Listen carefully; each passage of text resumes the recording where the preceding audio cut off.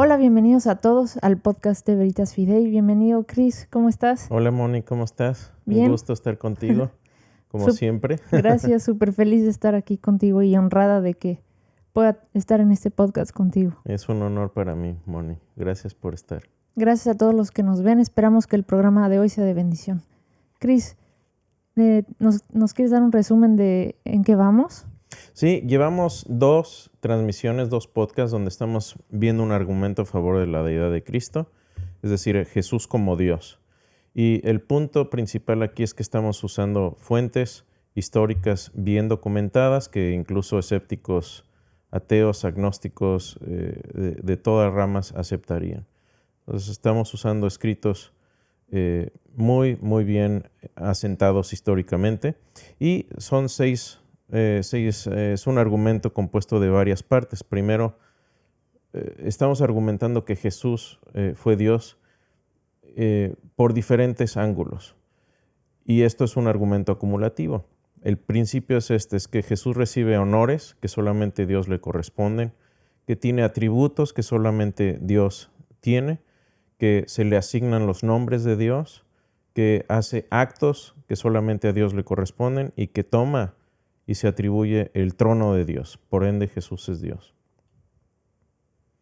Así que eso es lo que hemos estado viendo y vamos a ver hoy la parte tercera de esto, en donde hablamos de que Jesús tiene atributos que solamente a Dios le corresponden y nombres que solamente Dios lleva.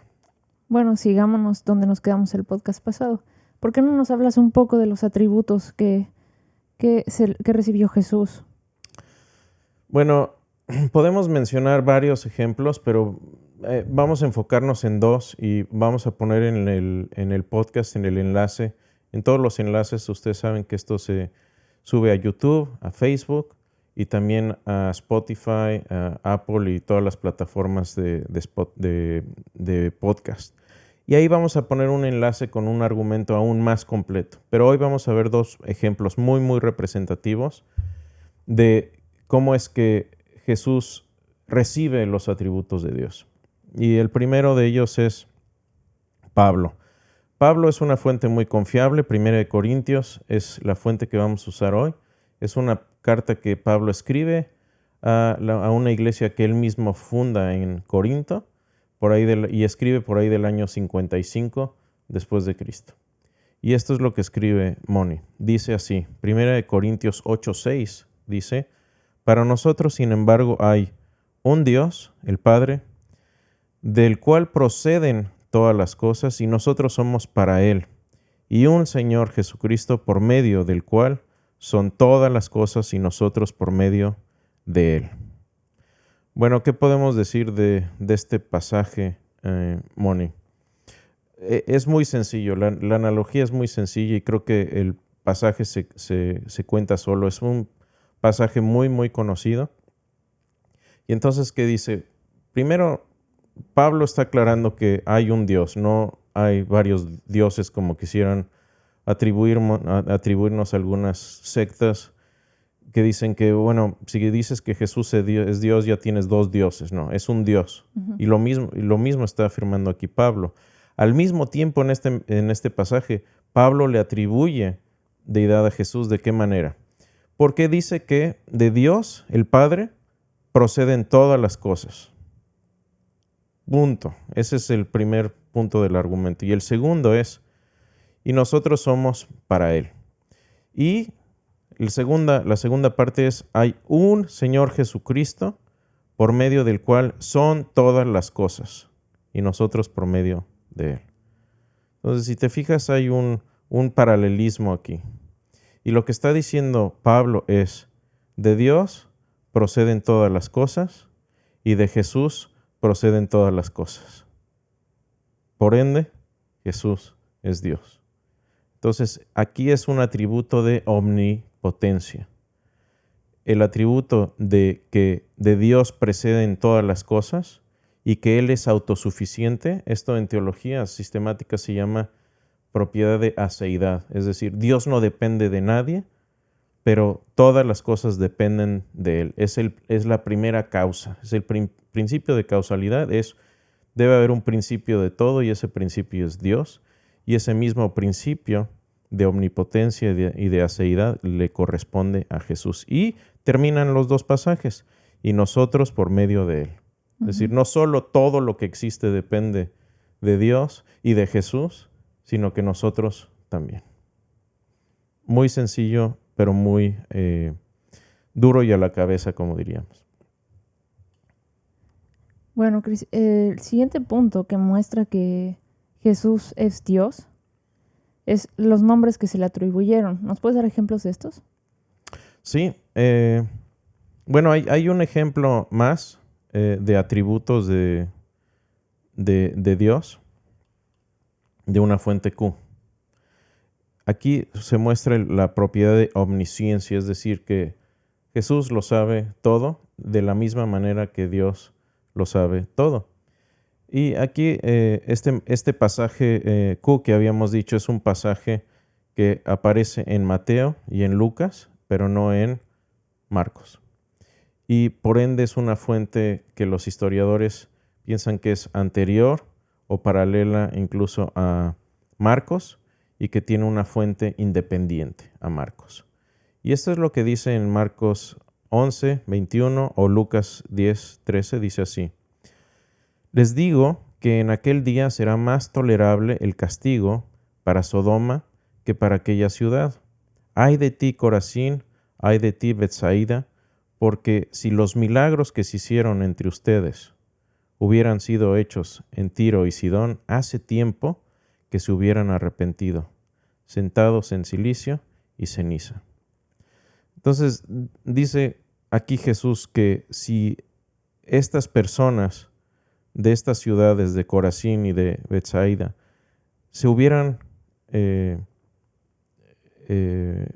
visto los milagros que se hicieron, ¿sí?, se habrían arrepentido. Entonces, esto es un argumento básicamente disyuntivo de Jesús, donde dice, si esto se hubiera hecho, si los milagros que se hicieron ahí los hubieran visto, entonces se habrían arrepentido. ¿Y de qué habla esto? Esto habla del atributo de omnisciencia, es decir, Jesús sabe lo que habría pasado en alguna otra situación.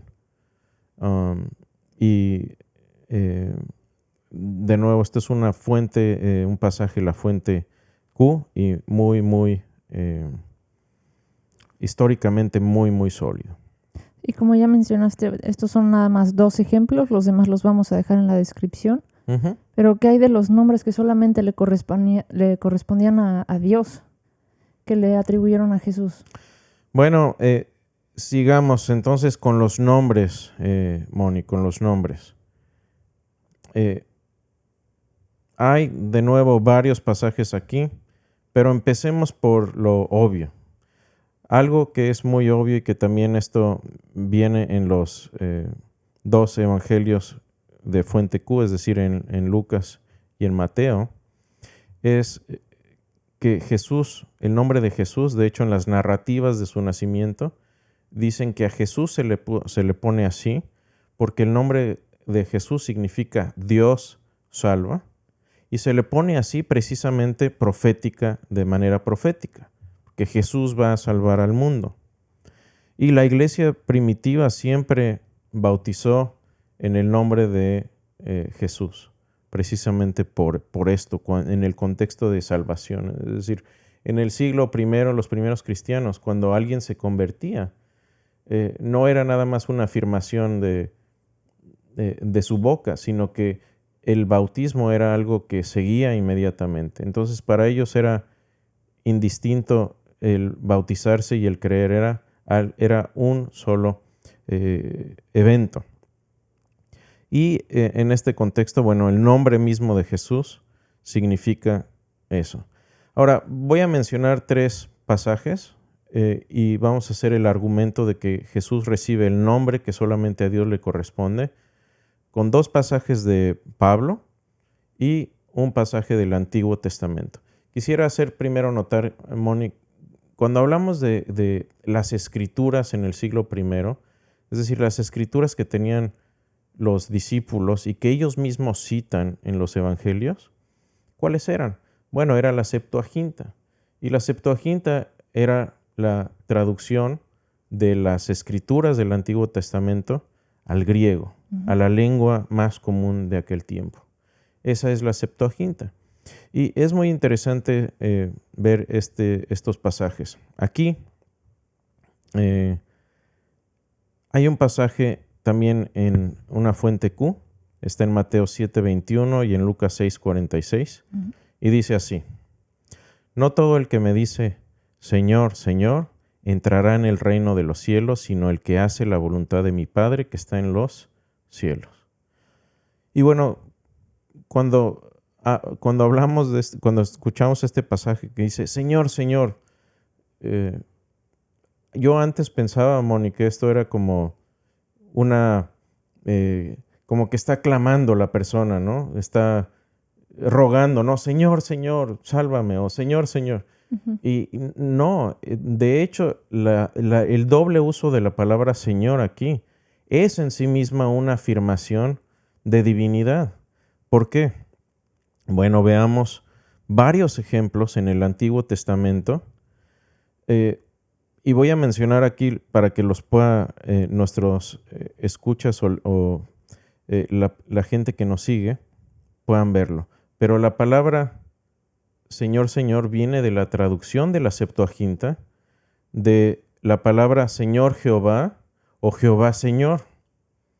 Y viene en algunos pasajes como Deuteronomio 3:24 o el 9:26, 1 Reyes 8:53, Salmo 69:6, Ezequiel 20:49, Amós 7:2, etc. Vienen muchos pasajes donde el Antiguo Testamento dice, se refiere a Dios y dice Dios Yahvé o Yahvé Señor. Y usa el tetragramatón, es decir, el nombre de Dios. Bueno, ¿qué sucede?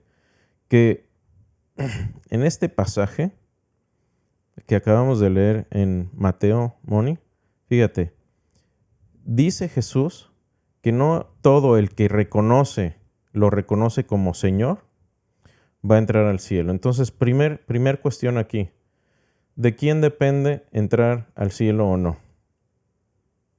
¿De Jesús? De Jesús. Y en el Antiguo Testamento, ¿a quién correspondía siempre el proceso de salvación? A Dios. A Dios nada más. Ya nada más con eso tenemos. Ahora, fíjate nada más aquí que la palabra Señor, Señor, la traducen en la Septuaginta, precisamente, la palabra Señor Jehová o Jehová Señor, la traducen en la Septuaginta como Señor, Señor, Curios, Curios. ¿Sí? Entonces, este pasaje de la fuente Q está haciendo esa alusión de que el mismo Señor, Señor del Antiguo Testamento del que hablan todos estos pasajes es el mismo Señor, Señor del que depende el proceso de salvación. Y como en el contexto judío la salvación siempre viene de Dios, por ende Jesús es Dios. Chris, ¿qué dirían los escépticos? Por ejemplo, ¿cómo sabemos que Pablo realmente escribió esto? Bueno, el punto sería muy, muy sencillo. ¿Cómo sabemos que Plutarco escribió las biografías de Plutarco? ¿Cómo sabemos que Plinio escribió una carta a Trajano, el emperador? ¿Cómo sabemos lo que escribió Julio César en su conquista de las Galias? O de la misma manera que sabemos que se escribió en la antigüedad, y es utilizando el método histórico. Y el método histórico, adivinemos qué, ya lo vimos, Moni. De esa manera. Ahora, eso no quiere decir que Jesús sea Dios, es decir, el escéptico podría decir aquí, bueno, es que estás diciendo que Jesús, el que un escrito diga que Jesús es Dios, no es significativo. Como he mencionado, la biografía más significativa de Alejandro Magno empieza diciendo que Alejandro Magno es descendiente de Hércules. Eso no hace que Alejandro Magno sea descendiente de Hércules. Pero aquí tenemos otra cuestión histórica también, que tenemos un argumento histórico a favor de la resurrección, utilizando el mismo método histórico. Y si aplicamos ese mismo método histórico, no podemos deducir que Alejandro Magno era descendiente de Hércules, ¿sí? Porque no tenemos una línea histórica para ligarlo a Hércules. Y aquí sí tenemos una línea histórica para ligar a Jesús con la resurrección. Y ya lo hemos visto anteriormente. Entonces, ¿qué sucede? Tienes un argumento aquí doble. Si Jesús hizo ciertas afirmaciones de deidad y muere, pues ahí se acabó igual que Alejandro Magno. Pero si Jesús hace las mismas afirmaciones y Dios ratifica esas afirmaciones al levantarle de entre los muertos, entonces quiere decir que Jesús tiene el sello de aprobación divino de Dios mismo de todo lo que hizo y todo lo que dijo. Ese es el punto y esa es la gran diferencia con los demás personajes históricos. Sí, claro, o sea, los escépticos podrían decir, pues, ¿cómo no nada más pusieron? Es que Buda se menciona como Dios, entonces Buda es Dios. Y así te puedo poner varios ejemplos, ¿no? Pero si han visto los podcasts anteriores y van ligando todos los hechos que hemos presentado, la resurrección, lo que dijo Jesús y todo lo que se fue cumpliendo, todo esto hace sentido, ¿no, Chris? No, y es muy cierto, Moni. Uno tiene que seguir el hilo de los argumentos que estamos llevando. ¿Sí? Si uno agarra y nada más ve un podcast aislado, va a tener preguntas. Pero si uno para los que nos han seguido van a tener el mayor beneficio de esto, porque estamos haciendo igual que un caso en el que, por ejemplo, un fiscal está tratando de probar un asesinato, está tomando evidencias y las está acumulando a favor del punto que estamos haciendo. Hay un punto que quisiera hacer antes de terminar, Moni, si me lo permites. Sí, por favor, Chris. Que es que hay otro argumento muy, muy fuerte, y yo creo que este es de mis favoritos acerca de que Jesús recibe los nombres de Dios. Ya mencioné, por ejemplo, que Jesús y los apóstoles tenían la traducción del Antiguo Testamento al griego, que es la Septuaginta. ¿Y qué es lo que sucede aquí? Que hay un pasaje de Pablo muy, muy interesante, que en sí mismo, de hecho, en el primer podcast ya lo hablamos, en el primer podcast donde hablamos de la deidad de Jesús, que dice, así es Filipenses 2, 10 al 11. Habíamos visto Filipenses 2 del 5 en adelante, pero vamos a enfocarnos en un pedacito nada más que habla específicamente del nombre de Dios, y es este. Dice, para que en el nombre de Jesús se doble toda rodilla y toda lengua le confiese. Okay.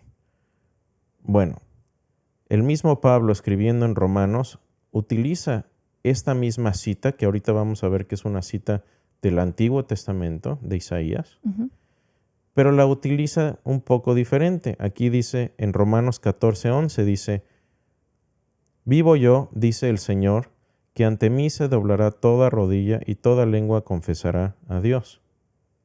¿Ok? En el primer pasaje de Filipenses, ¿a quién menciona? A Jesús. Entonces, fíjate lo que pasa aquí. Pablo está citando el mismo pasaje, uno diciendo, ante Dios se va a doblar toda rodilla y toda lengua le va a confesar. Y en el primer pasaje de Filipenses dice, ante Jesús se va a doblar toda rodilla y toda lengua le va a confesar. Pablo utiliza indistintamente el nombre de Dios y el nombre de Jesús exactamente en el mismo contexto, citando Isaías 45:23. ¿Y qué dice Isaías 45:23? Ante mí, obviamente está hablando Dios, ante mí se doblará toda rodilla y toda lengua jurará lealtad. Ahora, esto es lo que me fascina de cuando nos metemos a los lenguajes originales.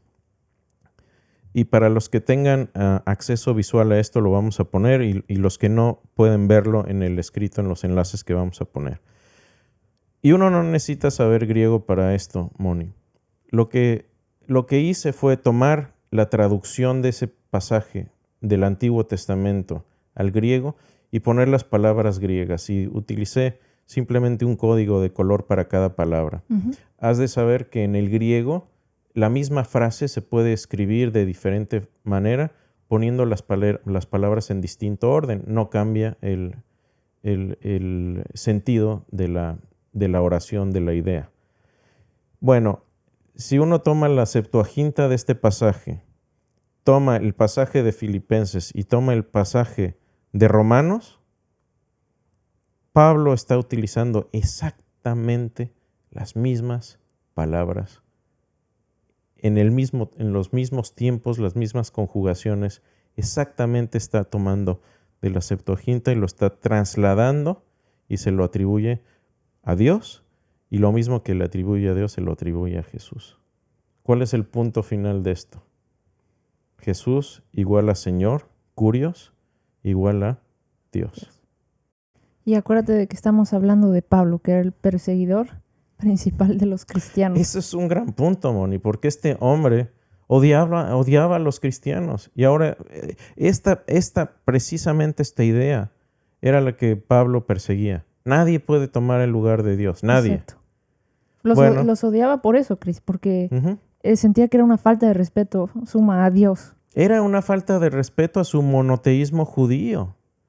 Pero fíjate, él no abandonó su monoteísmo judío, simplemente entendió que Jesús venía con la autoridad de Dios porque tenía la misma naturaleza divina. Sí, como acabamos de mencionar, no porque diga ahí Buda es Dios, ya Buda es Dios, no. Estamos aquí uniendo puntos de por qué Jesús como deidad de Dios, porque Pablo ahí está, o sea, el mismo Pablo, perseguidor de los cristianos, está haciendo un punto muy fuerte de que algo lo cambió para volverse cristiano, ¿no? Para volverse Sí.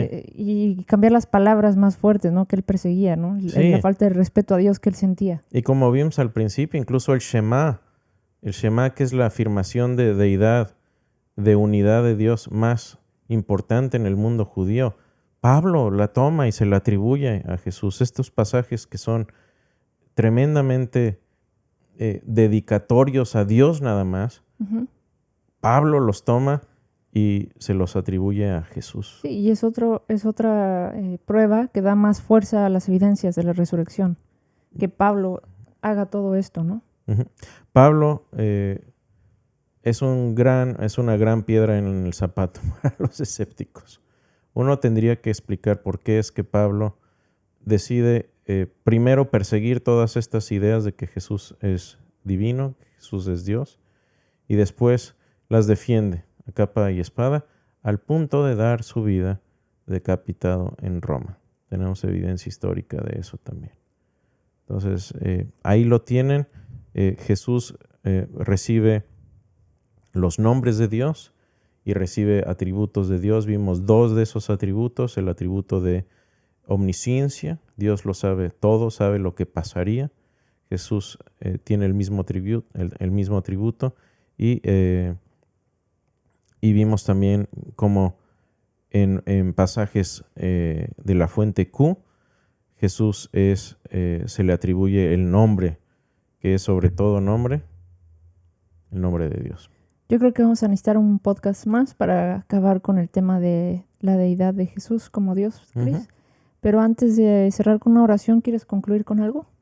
No, yo simplemente diría que si hay alguien que quisiera ver el argumento completo, lo tenemos por escrito, lo vamos a seguir poniendo en este podcast también. Y también hacer énfasis en esto. El cristianismo, todo fluye de la resurrección. Muchas doctrinas muy, muy importantes, incluso la de la deidad de Cristo, tienen su fundamento en la resurrección. Y para los que tengan preguntas o dudas en cuanto a esto, mira, hay veces que me llega gente, Moni, y me dice, es que tengo dudas de esto. ¿Por qué el Dios del Antiguo Testamento se ve enojado? Y ¿por qué esto y por qué lo otro? Yo les diría, mira, primero enfócate en lo fundamental. Si Jesús resucitó, tenemos un gran punto a favor, que es que las palabras de Jesús tienen peso. Y de ahí fluye todo lo demás, incluso lo que dijo Jesús. Entonces el cristianismo se levanta o muere con la persona de Jesucristo, sus afirmaciones, y si resucitó realmente o no. Ese debe ser el foco de todo cristiano, y de ahí fluye todo lo demás. Claro que sí, es Cris. Pues muchas gracias por ilustrarnos hoy con todo este conocimiento. Y antes de cerrar con la oración, Cris, quisiéramos dar un agradecimiento especial. Oh, sí. Por ahí queremos agradecer a mi mamá que nos mandó unos muñequitos que mandó a hacer. ¿Sabes que los mandó a hacer? Sí, los mando a hacer. Y fueron hechos a mano, ¿sí? Quiero decir que tú estás más guapa que yo, pero no es cierto. Están preciosos y solamente, mami, te queríamos dar muchas gracias por hacérnoslo llegar. Muchas gracias, mano. Te amamos. Cerramos con una oración, Cris. Cerramos. Señor bendito, gracias por la gran oportunidad de hablar de ti como Dios. Te pedimos que mucha gente que pueda ver esto pueda acercarse a ti, que sepan que tú tienes poder para salvar pecados, para sanar y, Señor, para llevarnos a Dios. Gracias porque has venido y, como dijo C.S. Lewis, has venido a abrir las puertas de los cielos, has desembarcado en este mundo y lo has recuperado para nosotros, Señor. Gracias por la bendición de ser tus hijos. Ayúdanos a seguirte y a seguirte siendo fieles. En nombre de Jesús. Amén. Amén. Muchas gracias, Cris. Gracias a todos. Gracias, Moni. Hasta luego. Bendiciones. Hasta luego.